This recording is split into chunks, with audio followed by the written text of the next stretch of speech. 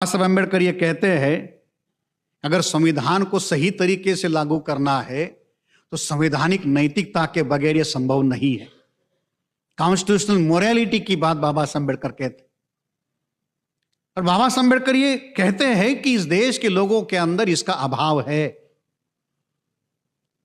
ये अनैसर्गिक भावना हमारे लोगों में है, क्योंकि इस तरीके की भावना इन लोगों में पैदा करनी होगी। और बगैर संवैधानिक नैतिकता के आप संविधान को लागू कैसे करो? जिन लोगों के हाथ में संविधान पिछले 75 सालों में रहा, उन लोगों ने उस संविधान को लागू करने में जो विफलता रही या जो कारण रहे, उसका कारण बाबा साहब अम्बेडकर जानते थे। और उसका उन्होंने उनके सामने उनके मुंह पर तमाचा मारते हुए कहा। जब संविधान सभा में बाबा साहब अम्बेडकर ये बात कहते हैं तो वहां संविधान सभा में बैठे हुए लोगों के सामने सवाल खड़ा करते बाबा साहब अम्बेडकर कि भाई आप लोगों के अंदर इसका अभाव है, इस संवैधानिक नैतिकता का अभाव आपके अंदर है और उस संवैधानिक नैतिकता का निर्माण आपको करना होगा,